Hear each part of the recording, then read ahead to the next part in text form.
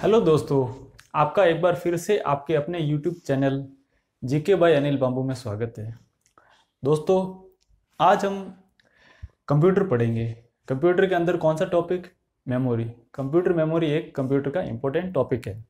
इसके अंदर देखो क्या पढ़ेंगे। सबसे पहले देखेंगे मेमोरी क्या होती है, मेमोरी की डेफिनेशन। उसके बाद मेमोरी के कितने पार्ट्स हो सकते हैं, कौन सी मेमोरी कितने टाइप की, फुल फॉर्म क्या, ये हम देखेंगे। तो स्टार्ट करते हैं। देखो, सबसे पहले कंप्यूटर मेमोरी क्या होती है। सबसे पहले अगर हम बात करें बेसिक मेमोरी क्या होती है। मेमोरी का मतलब क्या होता है, हमें कुछ याद रखना है, ठीक है, कुछ सेव करके रखना है, कुछ याद रखना है, कुछ रिमेंबर करना है, ठीक है।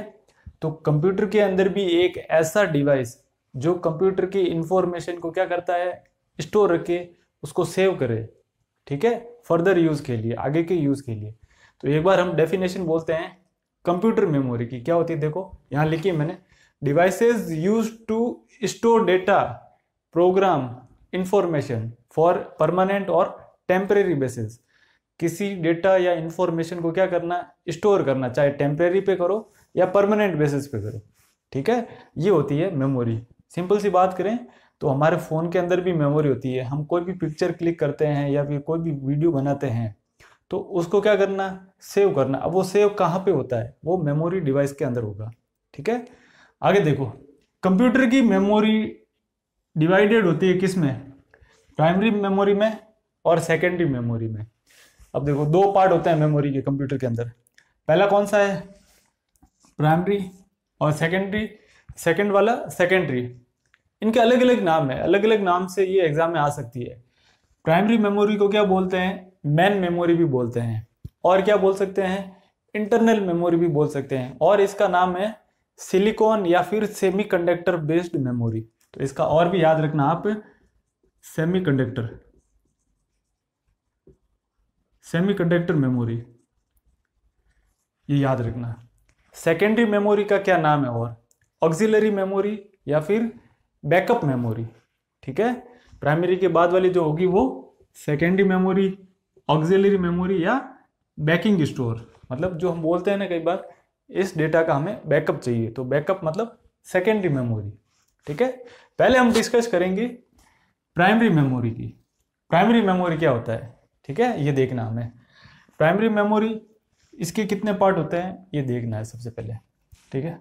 तो प्राइमरी मेमोरी वो मेमोरी होती है जो सेमीकंडक्टर बेस्ड या सिलिकॉन बेस्ड होती है, उसको क्या बोलते हैं, प्राइमरी मेमोरी। और ये इंटरनल मेमोरी होती है कंप्यूटर की। इसको देखो, इसको फर्दर डिवाइड किया गया है, आगे और विभाजित किया गया है। एक किसमें, नॉन वॉलेटाइल, एक वॉलेटाइल, और एक कैश मेमोरी में। तीन पार्ट में इसको डिवाइड किया गया है। देखो, सबसे पहले हम ये समझते हैं कि नॉन वॉलेटाइल और वॉलेटाइल ये क्या होता है। बहुत बार एग्जाम में ऐसे आ चुका है, आपको एग्जाम्पल दे देंगे, रैम या रोम, दोनों में से पूछ लेंगे कि कौन सा वॉलेटाइल है, कौन सा नॉन वॉलेटाइल है, आपको ये बताना है।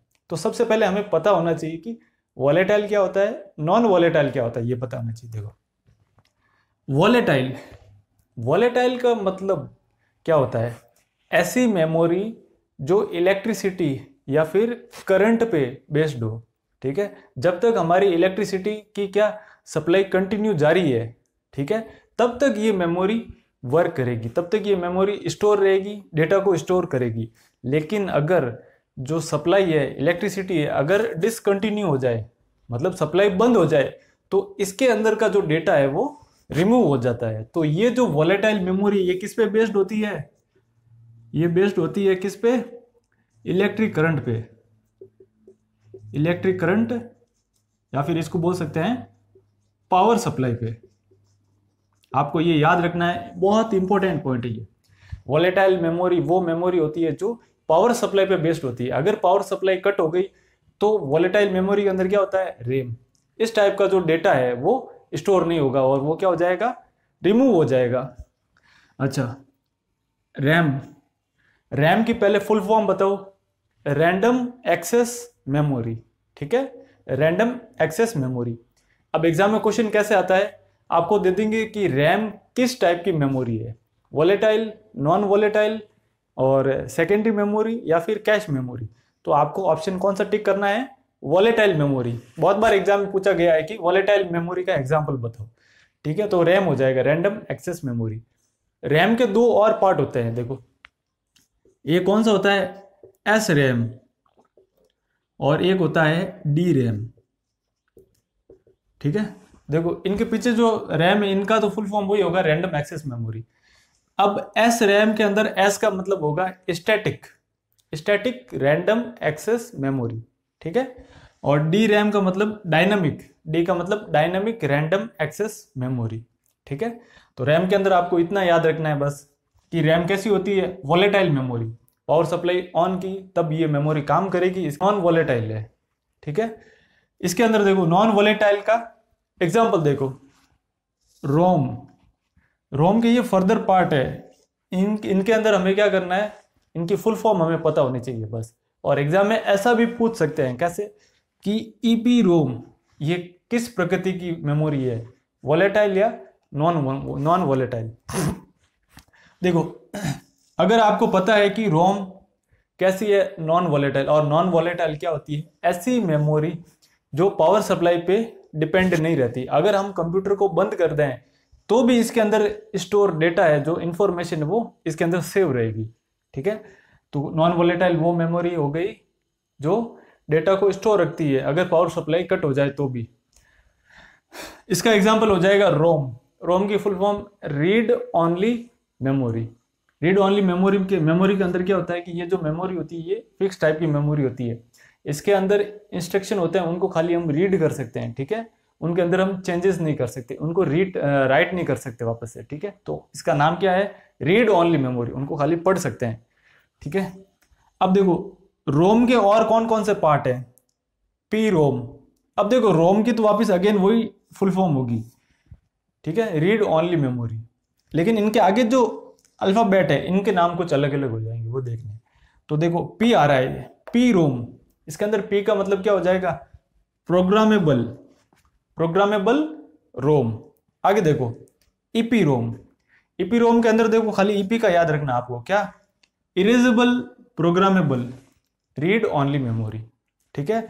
आगे देखो डबल ईपी, इसका मतलब क्या हो जाएगा, electrically erasable programmable read only memory, ठीक है।